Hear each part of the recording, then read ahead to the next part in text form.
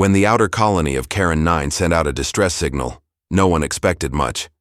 A few patrol ships, maybe a diplomatic envoy if they were lucky.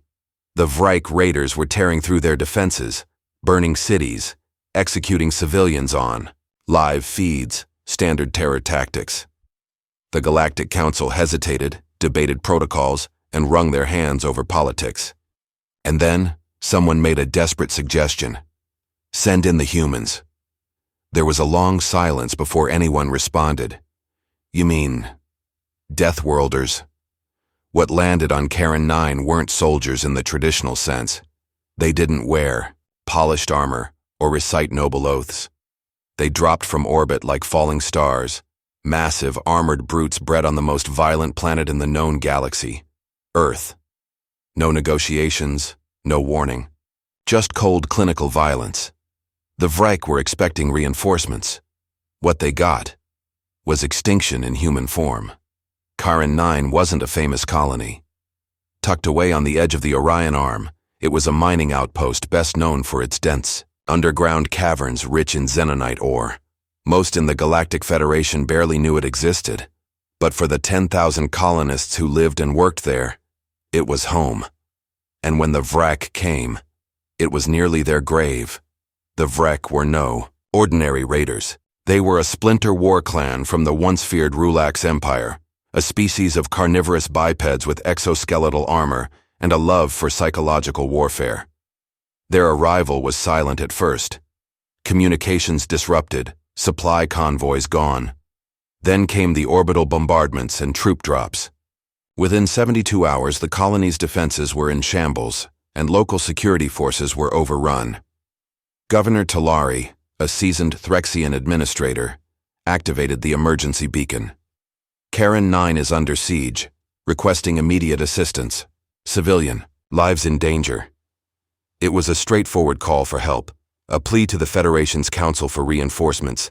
The request was received and debated. In the central chamber of the Galactic Council, representatives of 100 species argued. Deploying reinforcements meant diverting forces from other fragile zones. Karen 9 was strategically insignificant, but allowing the Vrike to raise a colony would be a stain on the Federation's credibility.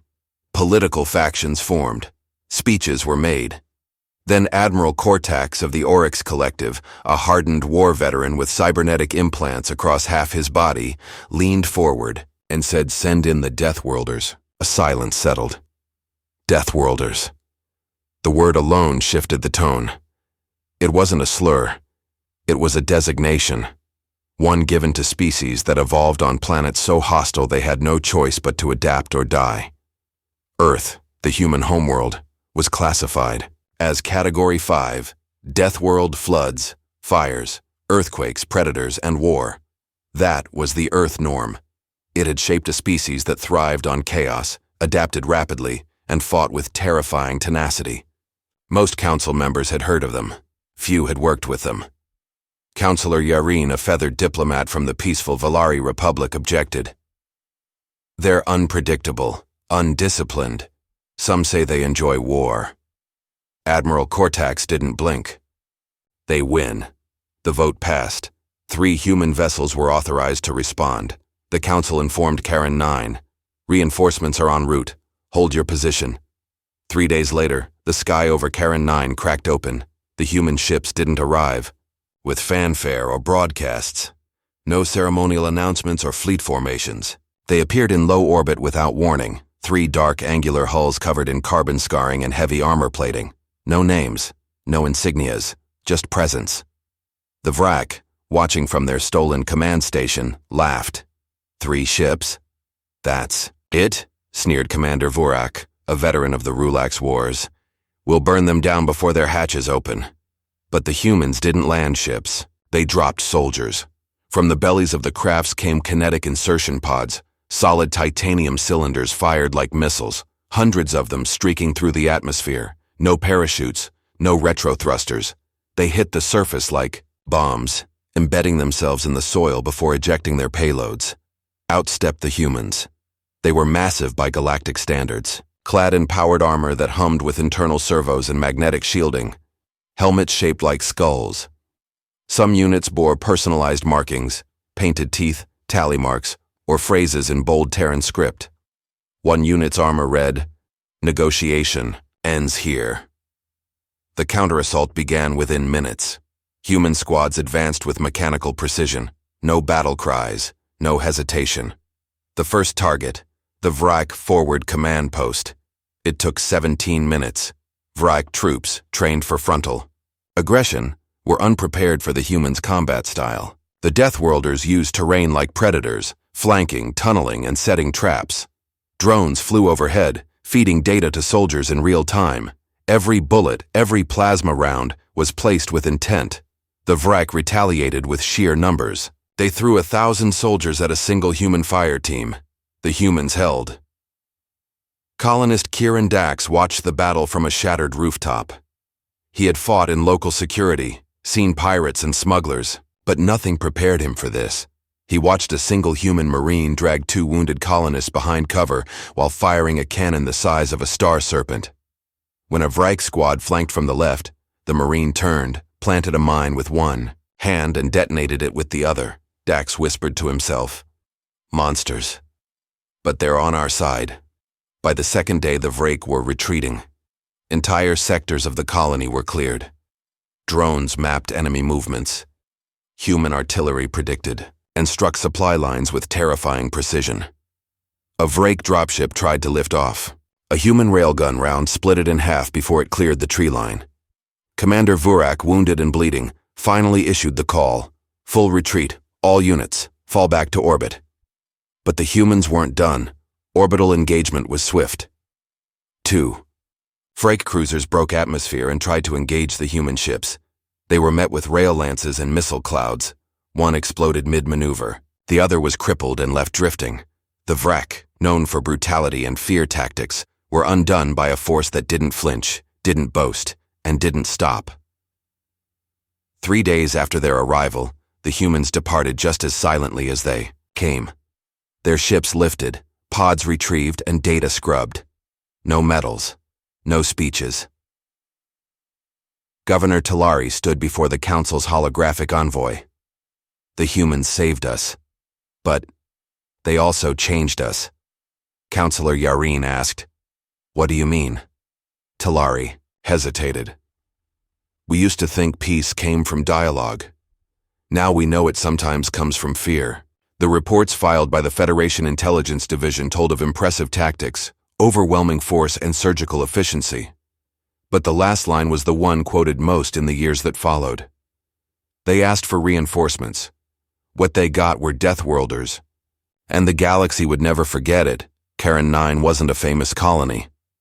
Tucked deep in the Orion Arm, it was a rugged mining outpost, notable only for its veins of xenonite buried beneath the surface. Most in the Galactic Federation barely knew it existed. But to the 10,000 colonists who called it home, it was everything. And when the Vrijk came, it became a war zone.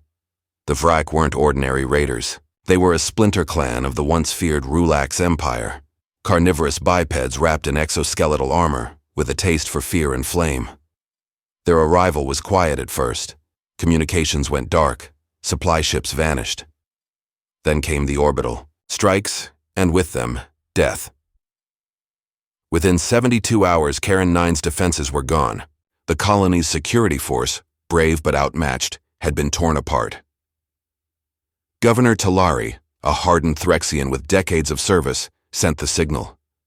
"This is Karen 9, under siege, requesting immediate aid. Civilians at risk. We are falling. Call for help." A desperate plea. The signal reached the Galactic Council. In a chamber of polished stone and flickering hollow screens, 100 species debated. Karen 9 wasn't strategic. It had no military outpost, no trade significance. But to ignore it was to invite doubt about the Federation's resolve. As the discussion dragged, political lines hardened. Risk was weighed. Lives were counted. Then Admiral Cortax of the Oryx Collective leaned forward. His voice was cold steel, his face half machine. "Send in the Deathworlders." Silence followed. That word. Deathworlders. It wasn't insult. It was classification. Earth, humanity's home, was a Category 5 death world. Floods, quakes, beasts, wars. Humanity had clawed its way to the stars through fire and blood. To most in the chamber, humans were a mystery. To others, a gamble. Counselor Yareen, plumaged and diplomatic, objected. They're reckless, violent. Some say they enjoy war. Admiral Cortax didn't blink. They win. The vote passed. 3 human ships were dispatched. One message was relayed to Karen 9. Reinforcements en route. Hold the line. 3 days later, the sky split open. No ceremony. No grand entrance. Just 3 ships, black and angular, scarred by a dozen old wars, sliding into low orbit like silent executioners. No banners, no insignias, just presence. In the stolen control center, Vrike Commander Vurak scoffed. 3 ships? That's it? They insult us. But the humans didn't land ships. They fired pods. Hundreds of them. Solid titanium cylinders screamed through the atmosphere. No parachutes, no reverse thrust, just blunt impact. They hit like meteors. Then they opened. Out stepped the soldiers, massive, armored, silent. Their suits hummed with power, skulls carved into helmets, painted symbols and words across breastplates. No mercy, no mistakes, no retreat. 1. Read simply, negotiation ends here. The assault began in minutes. Human squads moved like ghosts. No shouting, no flare, just rel.